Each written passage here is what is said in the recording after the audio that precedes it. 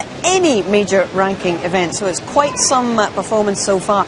Into frame 14 we go, and CAO has already made a break of 35 on a previous visit. Here he is back again. Well, there's a good chance now. And then this could be the opening that Ryan Day's been waiting for. A clear-cut scoring opportunity. There haven't been many. He's been living on scraps for a little while. This could really spring him back into life.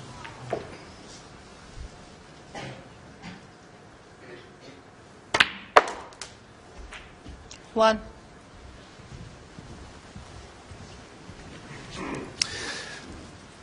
Massive disappointment there, Xiao Yupeng. He's really getting into the session, showing some interesting emotions, but proves how much it all means to him.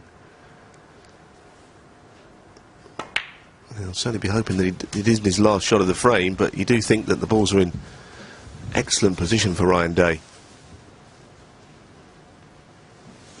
7.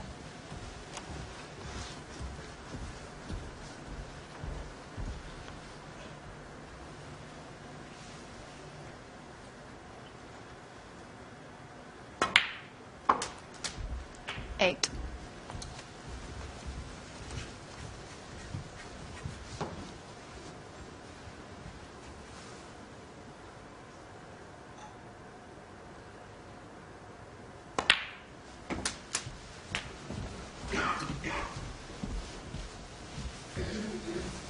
I like somebody that shows emotions out. That is part of the game. 14. I feel it's a very important part, and I wouldn't say he's dramatic in any way. It's just that he is affected by the shot that's just been played. It's a very natural thing he seems to be doing, Yupeng. And 15.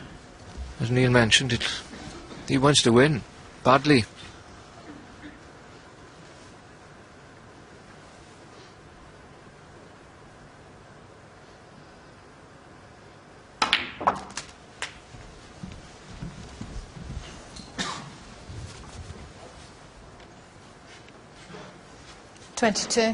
Ryan reminds me a little bit of Stephen Hendry in one way, that it doesn't matter how bad he's playing, he's always going to do breaks if he gets in amongst the balls. 23. You know, he's that style of player.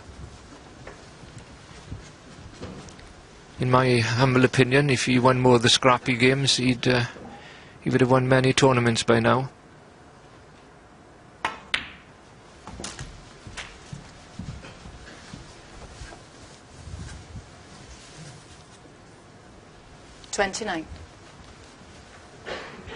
And who knows if he can come through this match and go into the quarter-finals. 30.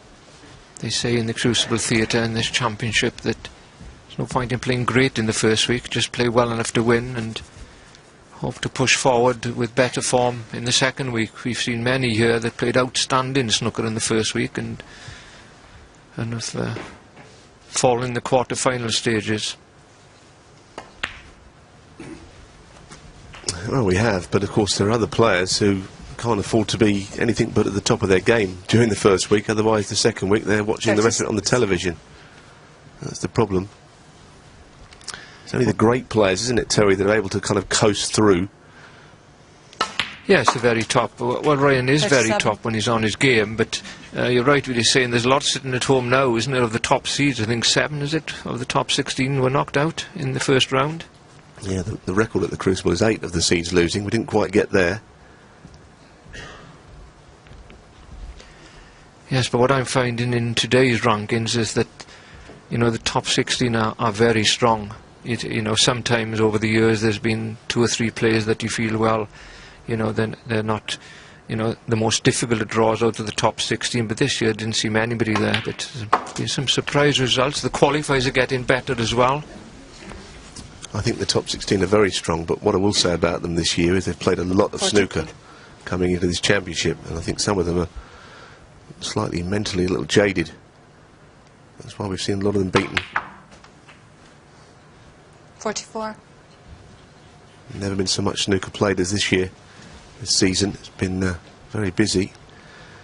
That could well be the end of break. I'm not sure if there's any value in taking the black, because if he can't get on the red, then what's the point? The black is missable. To finish there was the worst place. To play this with some speed to bounce it off the cushion. It's a difficult shot. Well, it's very, very good cueing. But there you have it. It's not on the red, so he's taken on a difficult black with 51. with nothing to follow, so it was maybe an undue risk.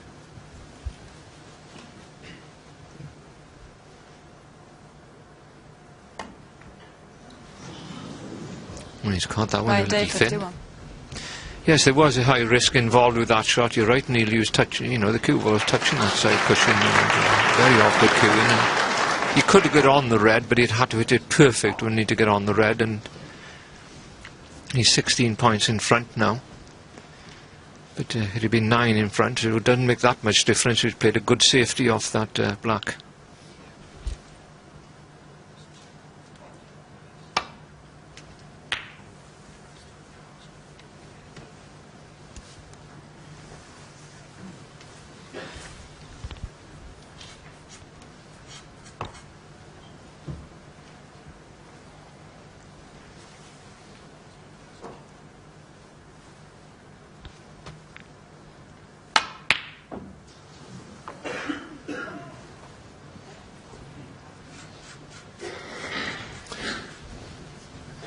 Well, the red's just drifted into a potable position.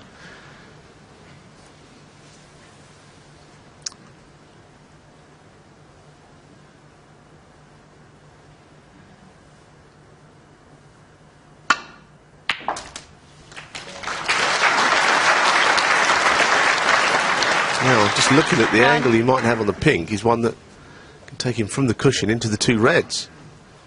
I don't think he knew much about, but I think he just, if he drops this in naturally, just goes close to them.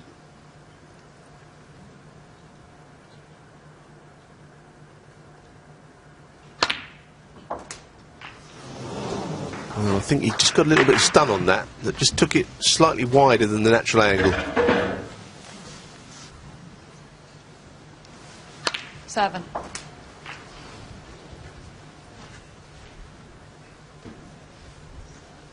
Good attempt that. It's not easy to hit the ball with power with the rest in your hand, and he kept his accuracy, at least potted it. He had to pot it.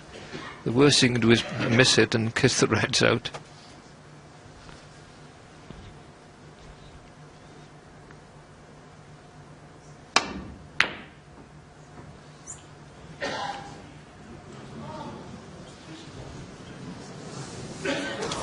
Well, try your The pain. two fists 7. go up again. Right, We've seen that Dave. once before. He's got some interesting reactions to things going wrong.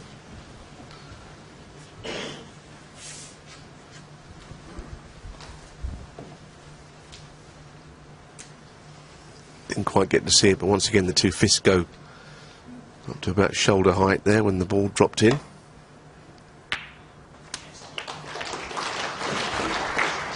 One. I don't know what this is about, because he played a poor safety shot. The white should have been never near that pocket, and he'd left the red available as well. So is he going to play onto this red, or has he got a possible chance of dislodging it? Dislodging. He's tried, and that's an excellent shot. He's good in his play for a while. Had to be so accurate to hit that red full on to bring it out into play. He's 20 points in front now. 7. And that shot could earn him the frame, at least the chance to win the frame. Well, that's a touch of class, 8. and that might just be the slight difference between these two players at this stage of their careers. Xiao Yupeng, first season, might not have been able to play that shot in the way that Ryan did. Seems to be the difference in frames now, making it by a couple, because that was a very important shot. 13. Well, he had every chance of making it 7-all. He knows now that he can't lead going into the final session. He could still, I guess, make it 8-all. But this frame has gone behind 16. Snookers.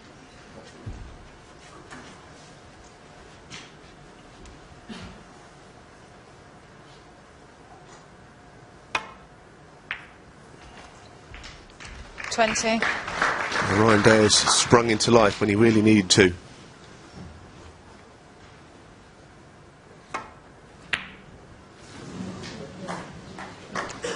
Ryan Day 20. Chow Yupeng concedes. That could have been a very crucial